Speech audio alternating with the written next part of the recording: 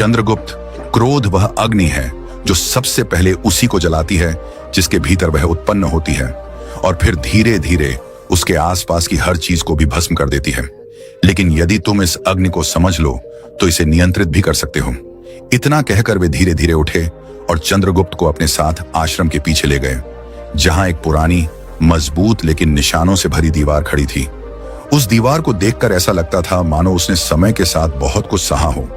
चाणक्य ने चंद्रगुप्त को कुछ कीलें और एक हथौड़ा थमाते हुए कहा कि आज से जब भी तुम्हें क्रोध आए, तुम यहां आकर इस दीवार में एक कील ठोकना।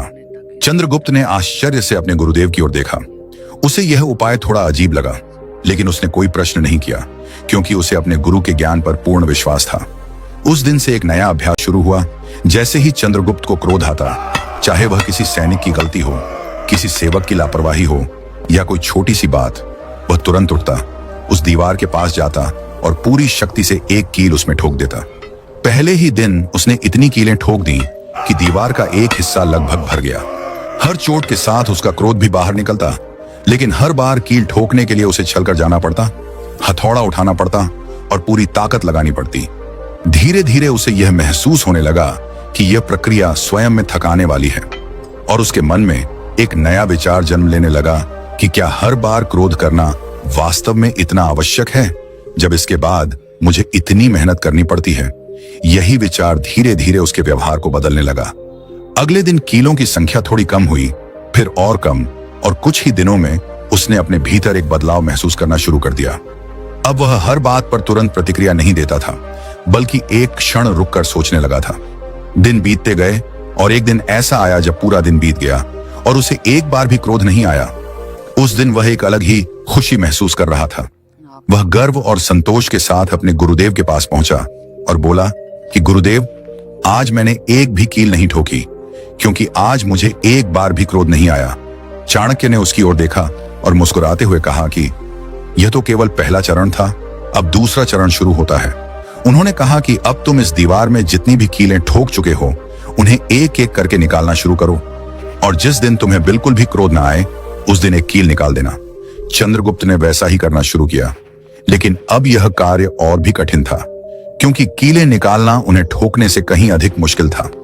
हर कील को निकालने में उसे समय और धैर्य दोनों लगते थे, और इस प्रक्रिया में उसे यह भी महसूस होने लगा कि जितनी आसानी से उसने क्रोध में आकर कीलें ठोक दी थीं, उतनी ही कठिनाई से अब उन्हें निकालना पड़ रहा है।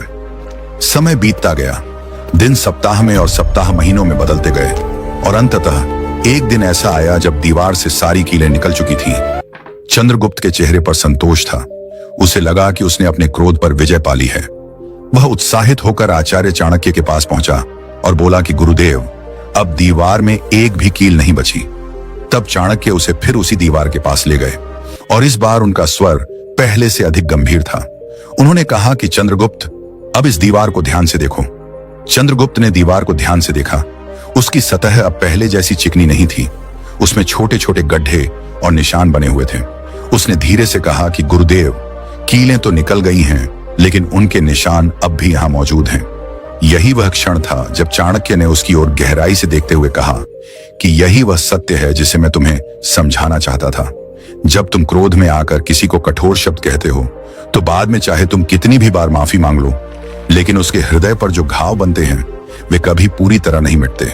जैसे इस दीवार पर कीलों के निशान रह गए हैं, वैसे ही मनुष्य के दिल पर तुम्हारे शब्दों के निशान रह जाते हैं। ये सुनते ही चंद्रगुप्त की आंखें झुक गईं। उसका मन भीतर से बदल चुका था। अब वह केवल समझ नहीं रहा था, बल्कि महसूस कर रहा था। उसने धीरे से कहा कि गुरुदेव, अब मैं समझ गया कि सच्ची विजय दूसरों को हराने में नहीं, बल्कि अपने क्रोध को जीतने में है। और तब आचार्य चाणक्य ने अंतिम वचन कहा कि याद रखो चंद्रगुप्त, जो स्वयं पर नियंत्रण पा लेता है, वही संसार पर नियंत्रण पाने योग्य बनता है, क्योंकि सबसे बड़ी जीत बाहर नहीं, भीतर होती है। चाणक्य की शिक्षाएं हमें सिखाती हैं कि इसे नियंत्रित करना और सकारात्मक दिशा में मोड़ना संभव है। आइए एक कहानी के माध्यम से समझते हैं कि चाणक्य ने चंद्रगुप्त को गुस्से पर काबू पाने की कला कैसे सिखाई। क्या आप अपने गुस्से के गुलाम हैं, या आप इसे अपने लक्ष्यों की सीढ़ी बना सकते हैं? आज की इस खास वीडियो में हम बात करेंगे महान आचार्य चाणक्य की उन गहरी और व्यावहारिक शिक्षाओं की, जिन्होंने चंद्रगुप्त मौर्य जैसे युवा योद्धा को एक महान सम्राट बनाया। हम जानेंगे कि गुस्सा कैसे आपके जीवन को बर्बाद कर सकता है। तो तैयार हो जाइए, क्योंकि यह वीडियो आपके जीवन को बदलने वाली है। अगर आप हमारे चैनल डे इंस्पायर्ड पर नए हैं तो अभी सब्सक्राइब करें, बेल आइकन दबाएं और इस प्रेरणादायक सफर का हिस्सा बने। चलिए शुरू करते हैं। गुस्सा एक ऐसी भावना है जो पल में भड़कती है, लेकिन इसका असर लंबे समय तक रहता है। चाणक्य ने चंद्रगुप्त को एक नदी के किनारे ले जाकर कहा, इस पानी में अपनी परछाई देखो। चंद्रगुप्त ने झांका, लेकिन पानी में हलचल थी। छोटे छोटे कंकड़ों की वजह से लहरें उठ रही थीं और उनकी परछाई टूटी फूटी और धुंधली दिख रही थी। चाणक्य ने कहा, अब थोड़ा रुको। कुछ देर बाद पानी शांत हुआ और चंद्रगुप्त की परछाई स्पष्ट दिखने लगी। चाणक्य ने समझाया, जैसे यह पानी अशांत होने पर तुम्हें गुस्सा, वैसे ही गुस्सा तुम्हारे मन को अशांत कर देता है। जब तुम गुस्से में होते हो, तुम्हारी बुद्धि धुंधली हो जाती है और तुम गलत निर्णय लेते हो। इसलिए जब भी गुस्सा आए, सबसे पहले अपने मन को शांत करो। गहरी सांस लो, कुछ देर चुप रहो या उस स्थिति से थोड़ा दूर चले जाओ। जब तुम्हारा मन शांत होगा, तभी तुम सही निर्णय ले पाओगे। कैसे लागू करें? गहरी सांस लें। जब गुस्सा आए तो 10 तक गिने और धीरे धीरे सांस लें। यह आपके दिमाग को ऑक्सीजन देगा और तनाव कम करेगा। स्थिति से हटें। अगर संभव हो तो उस जगह से कुछ देर के लिए दूर चले जाएं। एक छोटा सा ब्रेक आपके मन को शांत करने में मदद करेगा।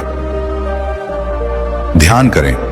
रोजाना 5 से 10 मिनट ध्यान करने से आपका मन स्थिर रहेगा और गुस्सा कम आएगा।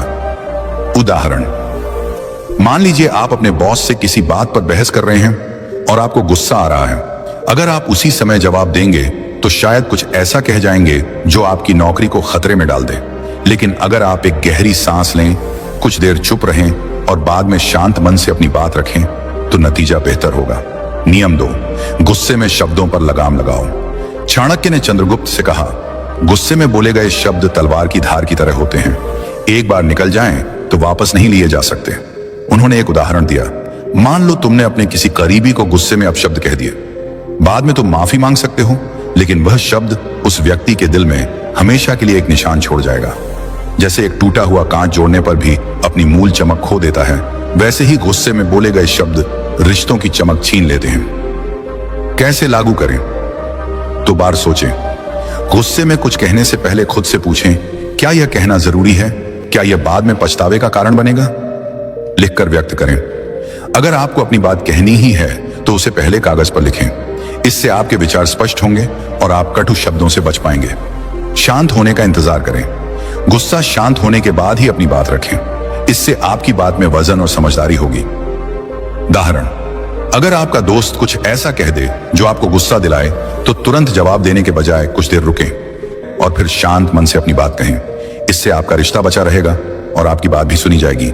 नियम 3, व्यक्ति पर नहीं, समस्या पर ध्यान दो। चंद्रगुप्त ने पूछा, आचार्य, अगर कोई मुझे बार बार अपमानित करे तो क्या मैं चुप रहूं? चाणक्य ने जवाब दिया, नहीं चंद्रगुप्त, चुप रहना कमजोरी नहीं बल्कि ताकत है।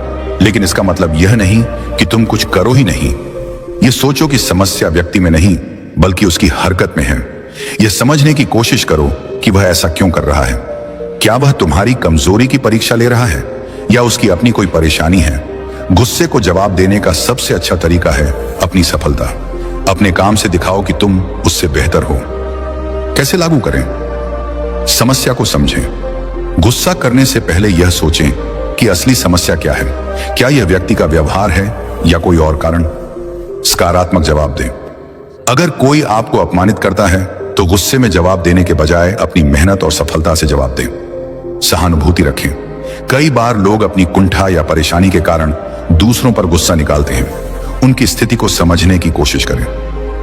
उदाहरण, अगर कोई सहकर्मी आपकी आलोचना करता है तो गुस्सा होने के बजाय उसकी बात में कोई सच्चाई है या नहीं, यह जांचें। अगर वह गलत है तो अपनी मेहनत से उसे गलत साबित करें। अगर उसकी बात में दम है तो उससे सीखें और नियम 4, गुस्से को ऊर्जा में बदलो। चाणक्य ने कहा, गुस्सा एक शक्तिशाली ऊर्जा है। अगर इसे सही दिशा में लगाया जाए तो यह तुम्हें महान बना सकता है। उन्होंने इतिहास के उदाहरण दिए। स्वामी विवेकानंद, महात्मा गांधी और कई महान लोगों ने अपने गुस्से को अपने लक्ष्यों को पाने की प्रेरणा में बदला। अगर कोई तुम्हें नीचा दिखाए तो गुस्सा करने के बजाय ठान लो कि तुम अपनी मेहनत से उसका जवाब दोगे। कैसे लागू करें? लक्ष्य निर्धारित करें। गुस्से को अपनी प्रेरणा बनाएं। अगर कोई कहता है कि तुम कुछ नहीं कर सकते तो उसे गलत साबित करने का लक्ष्य बनाएं। रचनात्मक कार्य करें। गुस्से को कला, लेखन, खेल या किसी रचनात्मक काम में लगाएं। यह आपके मन को शांत करेगा और आपको बेहतर बनाएगा। शारीरिक गतिविधि। गुस्सा आने पर व्यायाम करें, दौड़ें या योग करें। यह नकारात्मक ऊर्जा को सकारात्मक दिशा में मोड़ेगा। नियम 5, सही समय पर सही निर्णय। लोन चाणक्य ने चंद्रगुप्त से कहा, समय बहुत कीमती है। गुस्से में निर्णय टालना भी उतना ही खतरनाक है जितना जल्दबाजी में गलत निर्णय लेना। उन्होंने समझाया कि जो व्यक्ति अपने गुस्से को नियंत्रित कर सही समय पर सही निर्णय लेता है वही इतिहास रचता है।